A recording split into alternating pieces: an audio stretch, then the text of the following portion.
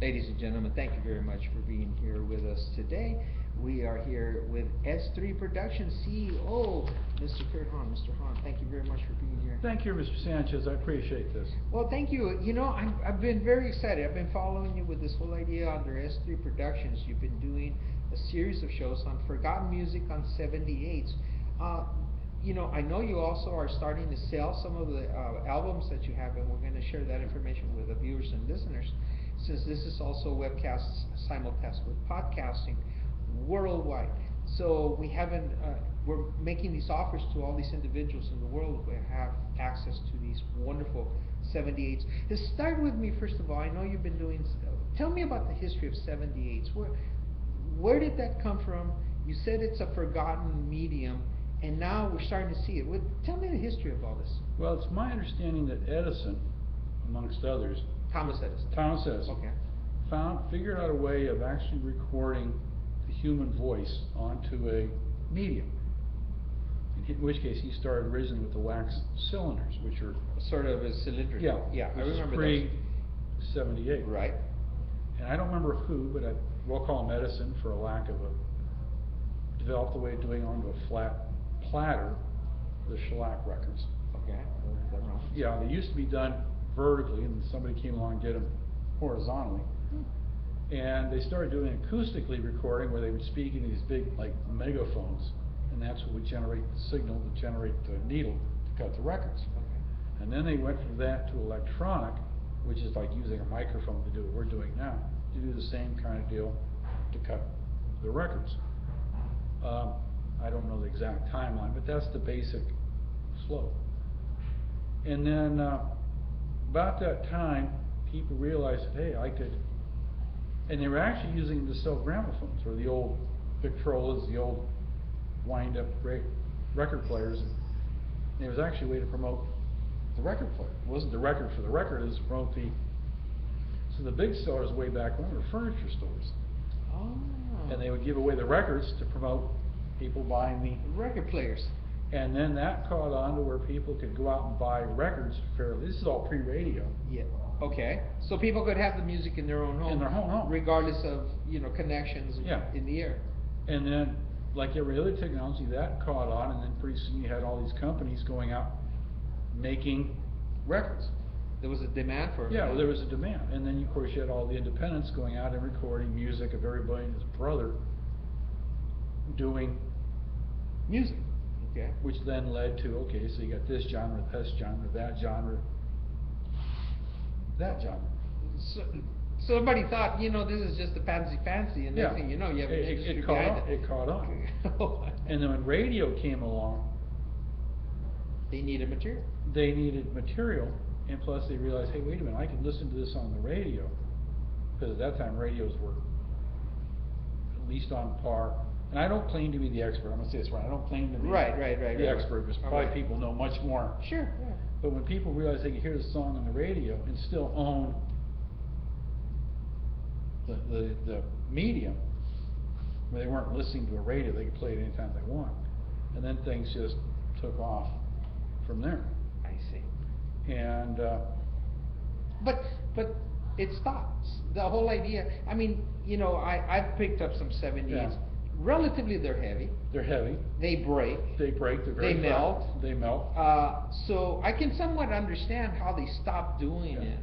The part that's really catches my curiosity is it's coming back. Well, what's coming back is not so much the 78s. The reason the 78s went away was they figured out they could do it on the more vinyl material, because most of your 78s, they play one song per side. Okay. And most of your songs run 2 to 4 minutes. Okay. 3 being the normal. Well, they figured out that they can cut the groove sides down, put it onto a cheap material, and instead of one record, 2 songs, you could do one record with 8 songs on one side and flip it over with another 8 songs on the B side. Okay. And that's what basically killed the 78 records in about 1947. Now, they were still there up until the early 50s. Like every other technology, it took time to die off. But the 33s came in, and the 45s came along about the same time. And they were not as fragile.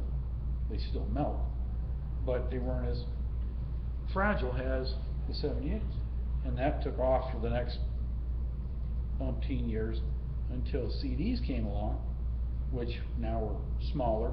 Everything's been digitalized smaller and Yeah. smaller and smaller and smaller to the point where you don't even see it. You're Yeah. walking around in a sort Yeah, of it's like all a chip, and a chip. somewhere in there in the infinite Yeah. world digitalization. But I understand that now you're playing these on your station, S3 Productions, and that you're selling some of the collections that you have. Let's talk a little bit about the collection. You said you have 3 pairs. Yeah. What do you have for offer? I have some Tommy Dorsey stuff. I got about 3 or 4 records of them. I got about 3 or 4 Frank Sinatra, and maybe 5 or 6 Woody Herman. 1940s records? They're all 1940 vintage. I don't have them here in front of me to tell you exactly what they are. Right. Um, So our listeners and our viewers through podcasts or our webcasts Yeah. can call you and contact you. Right. We'll give out that contact information in a few seconds. But the reason I call it forgotten music is because the 78s, and purely from my own personal standpoint, this is music that I've never heard. But So it didn't get transferred into the new mediums. it has been.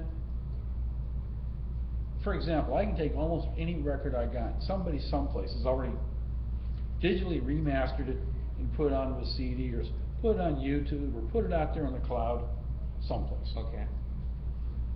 That's nice.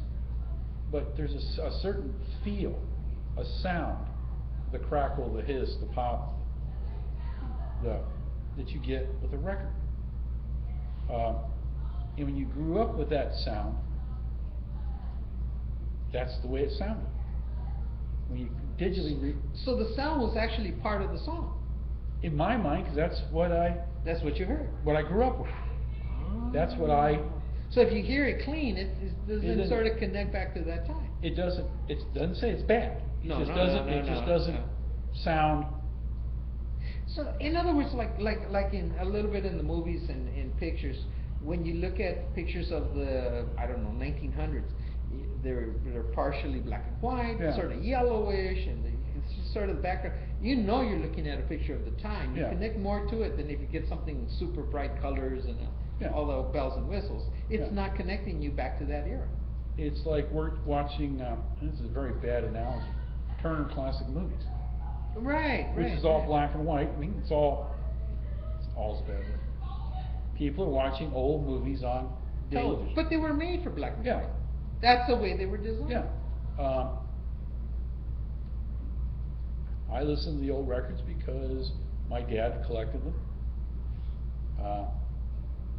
Here's- I'm sorry.